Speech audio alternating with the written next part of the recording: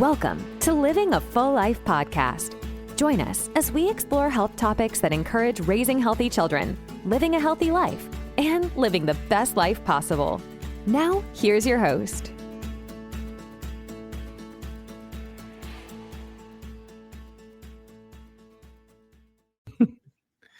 Hey everyone, welcome to another episode of Living a Full Life. Really special guest this week, Dr. Otto Janke from New York City. He runs Empire Longevity. He's going to get into what got him into this in a second. Thanks for being on the show, Otto. Tell us a little bit about yourself.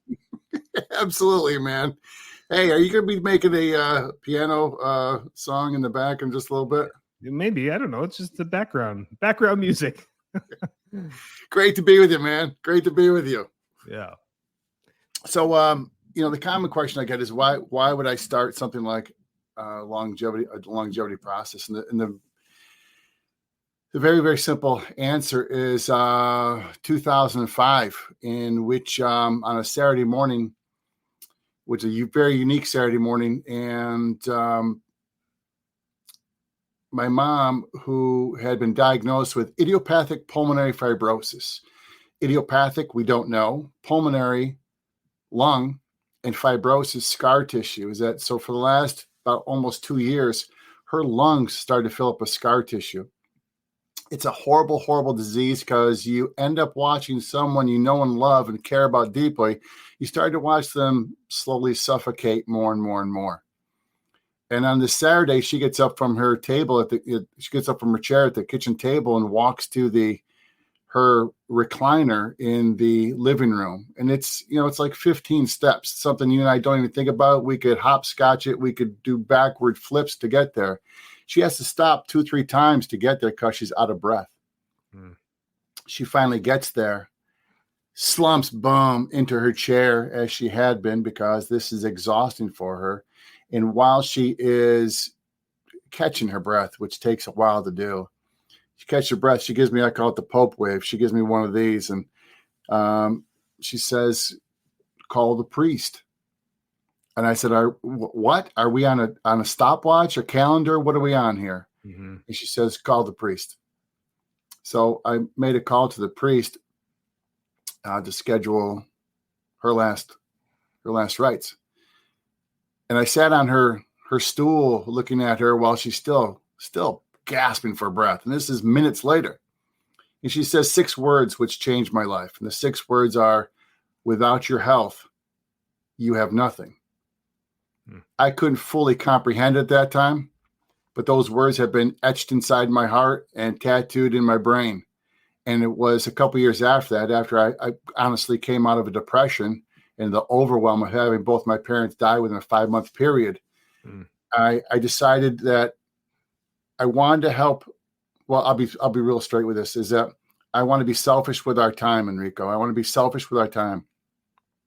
And there's no possible way that you and I can have our best times together unless we're our healthiest. And if you're not at your best, I can't be at my best. And so I want to help you and I and everyone we know to be as healthy for as long as possible. I don't know if you're going to live to 100, but let's try. But more importantly, let's try to live that way and engage people, laugh, live, and love, and make a freaking big ass dent in the world. And let's do that stuff. And that's what led me to starting Empire Longevity. Yeah, that's awesome, man. I mean, when I talked to you a few days ago, I was like, let's do a podcast because Otto, he's got energy like a 20-year-old. He's only 42, but he's got energy like a 20-year-old. It's great to see that, because then you're an advocate of what you're talking. You're preaching, to what the walk that you walk, which is great. So tell us a little about longevity, like your Empire Longevity, and then we're just going to get into, so that anyone that's listening, we're going to get into some cool stuff about living a long, healthy life. But tell us about Empire Longevity specifically, because I really liked it. I like what you're trying to create about teaching the world, teaching the masses about this. So it's really cool. Thank you.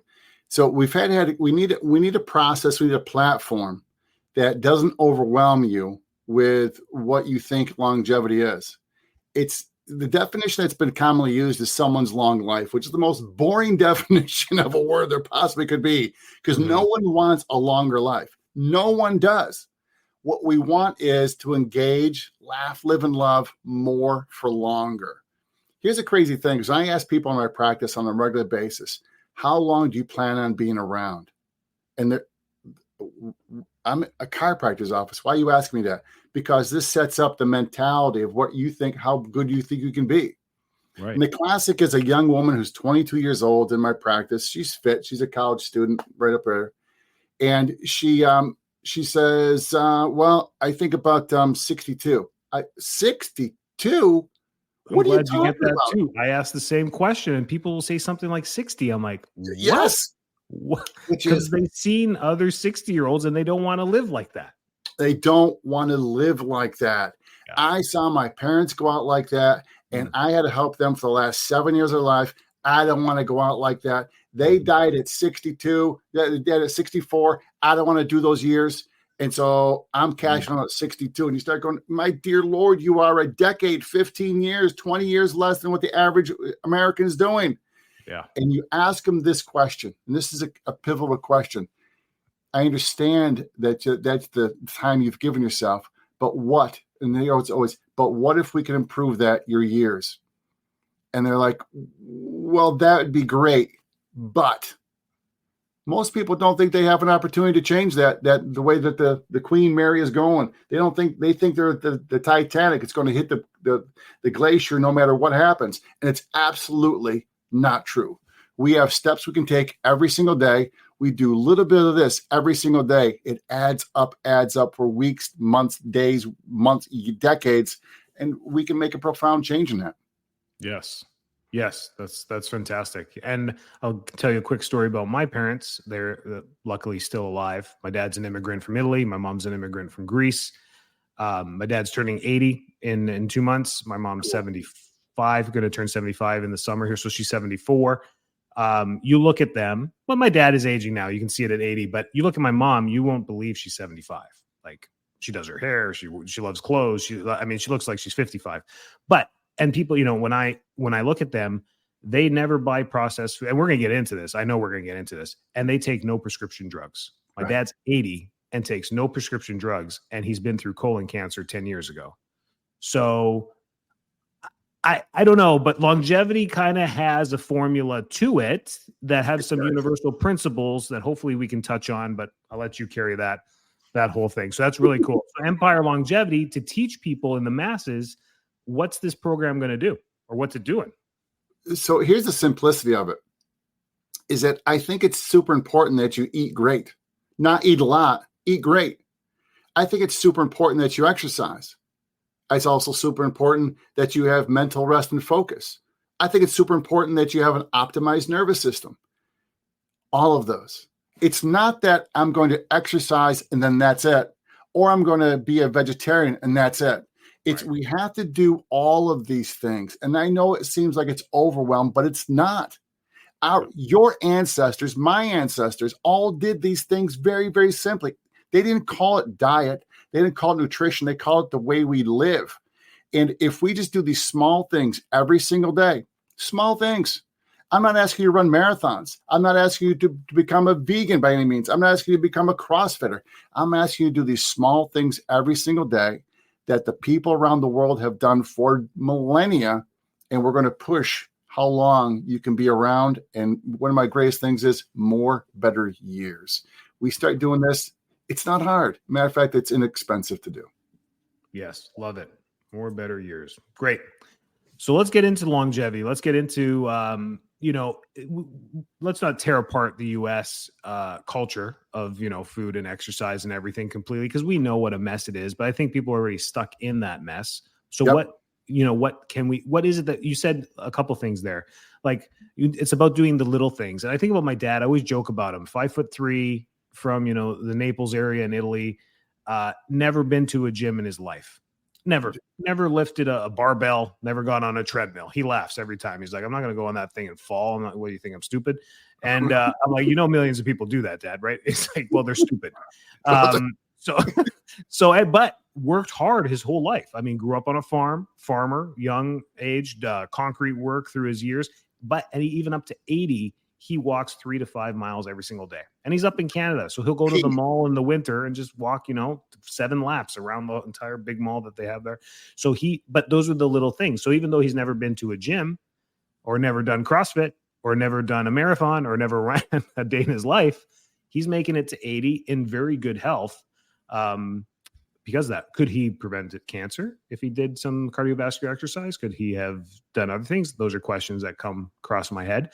But sure. I like using real life examples. If you want to reach a goal, or if you want to emulate something, find the people that are there that have reached the goal and kind of learn from them, right? Yes.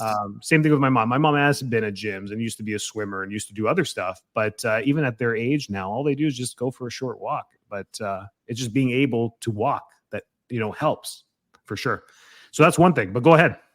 But so you look at the Japanese women. Japanese women are pushing by far the envelope what it is to be around for longevity, to be active. And that's one of the key things. No one wants to be around without being active, without participating in your family, in your community, maybe in your profession. Mm-hmm. The Japanese have pushed it dramatically far. And per population, the Japanese have less gyms or spas than we do in America, but they're pushing the envelope of what it is. And they said, what's the difference? They ride bikes and they walk much more than Americans do. We have to put walking paths out for Americans to go walk. It's just part of your lifestyle. It's just part of the lifestyle. The American, we start looking now at the federal guidelines for exercise, 150 minutes. So it's 30 minutes, 5 days a week. I'll give you the weekend off. 5 days a week, 30 minutes for moderate walking. And that's it. I'm not asking you to ever lift a weight. I'm asking you to do 30 minutes a day. That's it. It's simple. If you have a dog, one of the greatest things you can do is find two people to go walk with. That's your group. That's your gang. And you are going to propel yourself into longevity just by doing a simple thing like that. It's a great one. Yeah. Let's get into food and you're probably talking about the blue zones, right? So the blue zones, the blue zones has some neat things about it. I think it doesn't go nearly far enough, especially in the advanced technical ages that we are in. We need to start looking dramatically at an optimized nervous system. We have to look at that. I think there's 4 or 5 keys to get the nervous system fantastic. One, of course, is exercise. Exercise this morning, 4:30 in the morning. I eat a certain way. I make sure I get great sleep. Here's the crazy thing about sleep. If I asked you, what time do you wake up? You say, I wake up at this time every single morning. You'd be, hey, I wake up at 5:30. Look at me, I'm part of the 5 o'clock club. What time do you go to bed? Well, it's between this time and this time. If we're so adamant upon the time we wake up, we need to go back this many hours to the time we go to bed. Right. It's a fundamental thing. How much does that cost? Nothing to do. Our children, we have to make sure the children are in bed by this time. Why? Because we know they function better with that, because they're going to be waking up at this time. If it's so important for the babies, why isn't it important for us? Right. So true. So true. You got to work backward. You need 7 to 8 hours a night for sleep. That's what the research shows, right? Right to the end. So I turned 61 next Friday.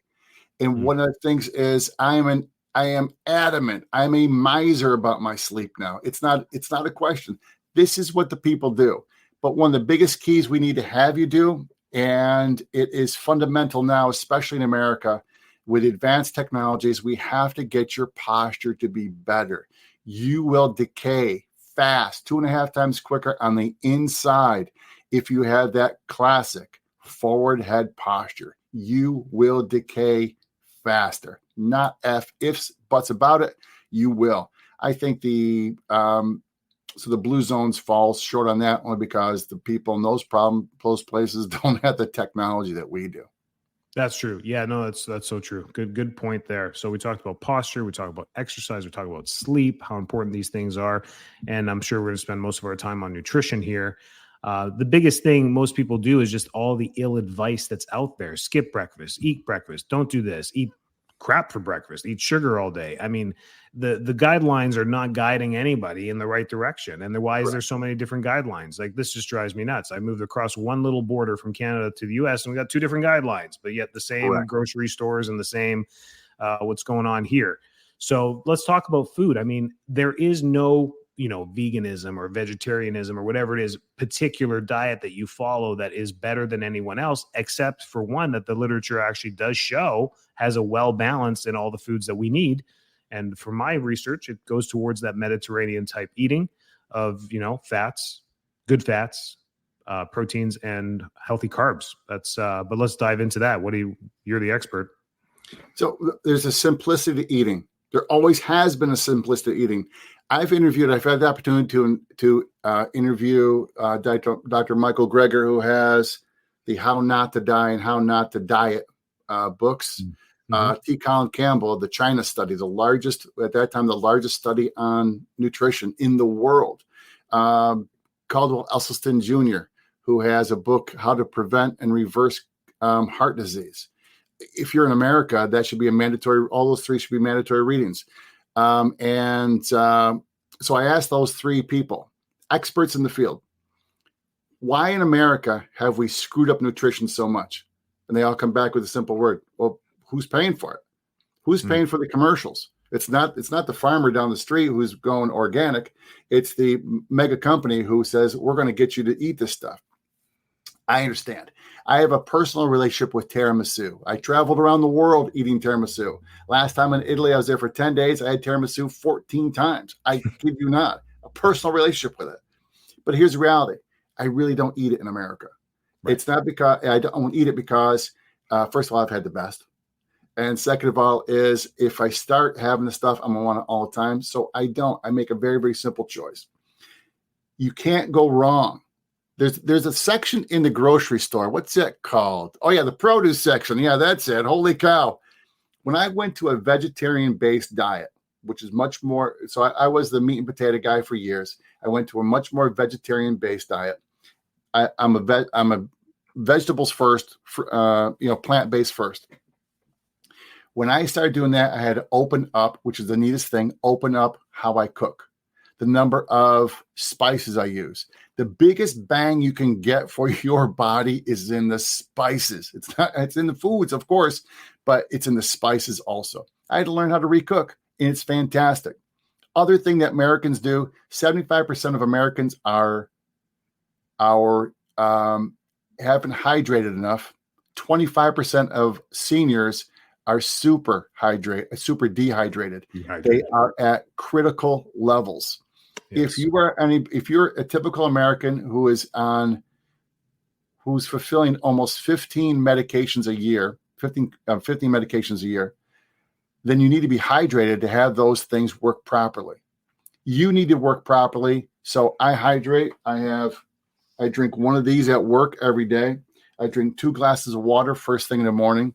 And the biggest pushback you get from that, Enrico, is people say, well, I have to pee more. Okay. Yeah. Okay. If that's the worst of it, then we got nothing to worry about. There's a simplicity to eating. We get overwhelmed with the minutia of how much minerals I'm getting, how much vitamins I'm getting, instead of looking at the simplicity of, I'm going to eat what's in the produce section. I'm going to learn how to recook. I'm going to take the things that can't last on my shelf for, months on end without going bad. I'm going to start eating things that are simple. I'm going to hydrate. I'm going to get rest and sleep. I'm going to exercise. I'm going to move every day. We start putting those small things. And by the way, you're going to spend the money at the grocery store anyways. Why don't you spend it on this stuff? You're going to have to get up and move anyways. So do this for 30 minutes. I'm going to make sure I go to bed and I'm regimented about my bedtime. Here's the reality. You can watch that same game 14 times tomorrow. You can find out where that dead body was from 40 years ago. You can watch that TiVo, whatever you want to record it. We take our longevity and our health for granted until the house is fully engulfed in flames. And then we say, I need a fire department immediately for my health care, instead of asking for more architects in your health. We are architects of health. I want to guide you towards the best decades to come forward. You can't do that with the same doc who's prescribing the meds. That's the tough part of America. That's the tough part in America. I got good medical doctor friends who run family practices.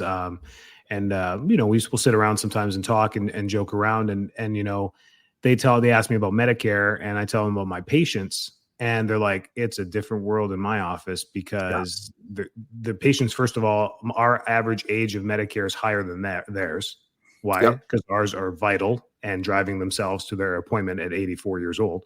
And they don't have that. They have sick people. So, and they're just always asking, but the difference between that is that the ones that are coming to the chiropractor have a completely different trajectory than the ones that are going to the medical office. It's a completely different. One's refilling prescriptions, their 15th prescription. The other one's trying to stay off the water and blood pressure. You're trying to get off of their blood pressure med, and it's all comes from a mental about that, creating architects and bringing architects into your life to make sure that your longevity, your health, your vitality stays as high as possible through as long as possible. Of course, I love what you said. It's not about how long we live. It's about the quality that we have during the years that we're here. And that's it. My parents, even with their European mentality, their biggest fear is being a burden to their family. And I'm like, is that what drives you to stay healthy? And my mom's like, I never thought about that, but I think so. I think that fear of being a burden to you or anyone else drives me to just do the right things. And my parents they're both great cooks. So that helps. That truly does help, because they love to eat, and it's 90% vegetables and low quality or low quantity. They don't eat a lot. It's just maybe they'll skip breakfast, maybe not, but they're 80 now. So now they're allowed to do whatever they want. I think they've done a great job, but that's my personal role models. I'm sure you all have role models out there that you want to look to, whether they're in your family or not. And these are the people that I would watch. And the funny ones that smoked for 20 years and they're still 80, that's fine, but they're doing other things right that help them make it that far as well. There's things we can do. Yes, you can have some candy. Yes, you can have some tiramisu 14 times in 10 days. Yes, you can do this stuff and you could be fine. But yeah, those are all great tips there. So when it comes to diet, what are 3 things people need to focus on for sure? If they're going to revamp, if they're really going to make a change, they're like, you know what, 2024 is going to be different. I am going to do these 3 things with my food. And that should propel me in the right direction. What would you say those 3 things are? First of all, I would drink more water. Simple. It costs you nothing to do. Number 2 is I would stop eating past 6 o'clock at night. If I'm going to be in bed by 9, I'd stop eating past 6 o'clock. And 3 is I would plan my food out for the week on Saturday and Sunday. So if I planned my food out for the week, and I do this, I've been doing it for years, I plan what I'm going to eat for the week. This is November, and so we are now in my favorite season of the year, soup and stew season. I love soups and stews. I make probably 2 or 3 soups or stews Saturday and Sunday. Love them. And so I plan it out for the week. I already have food made for me for the week.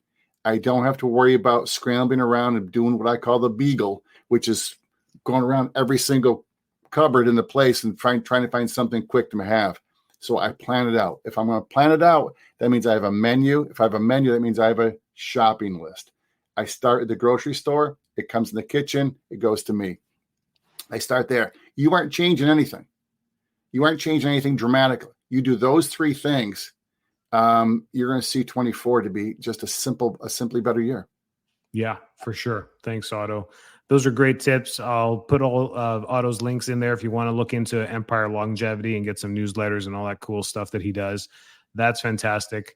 But one thing, the 6 p.m. deadline, what is that all about? Why stop eating at 6 p.m. or 7 p.m.? So the classic is you're looking at probably 3 hours before you actually go to bed. So I'm at 9 o'clock. I start the process of the dogs, the cats, preparing my week, my next day. I started early, probably about 8:30. And so that I'm in bed I'm processing, getting ready for bed. I'm in bed by this time. I do that. I take my Hulk Hogan vitamins, get my, say my prayers, and get my pajamas with the feet on. Super important things. So I prepare these things. I get my clothes ready for tomorrow morning, tonight, so I don't have to scramble for those things. I'm systematized about this. But your body, the most calorically compromising thing you do is eat. It demands the most energy from you. Your body, when it sleeps, it wants to repair. So it wants to focus on repairing and healing and adapting. And so if you are eating late, you aren't given your opportunity to have great sleep. Love it. It's simple. It's so simple. And it's so simple. It's so simple. And you know, I love reasonable, effective, and cost effective. My 3 favorite words we use in my practice: reasonable, effective, and cost effective. This costs you nothing to do. It's reasonable. It's super effective. I mean, it's simple. Yeah. 50% of your health and vitality happens during your sleep. The other 50% are the choices you make during your awake. And when people, we have a weight loss program in our office too. They're like, what do I need to do to lose more weight? Sleep. That's where you're going to lose weight. You got to sleep. That's where you're going to burn the fat off. That's where it's going to happen in your sleep. They're like, what? Because they're thinking exercise that they have. Yeah. Anyways, that's a whole nother podcast, but that's great. Thanks, Otto. This is great. You can catch him on Empire Longevity and reach out to him anytime. He's a super cool guy. He loves social media. He loves all that stuff. He's there for you. Really appreciate your time. Grazie, signore. Ciao. Ciao. Thanks so much for tuning into this episode of Living a Full Life podcast. If you're enjoying the show, please feel free to rate, subscribe, and leave a review wherever you listen to your podcasts. That helps others find the show, and we greatly appreciate it. Thanks again for tuning in, and we'll catch you in the next episode.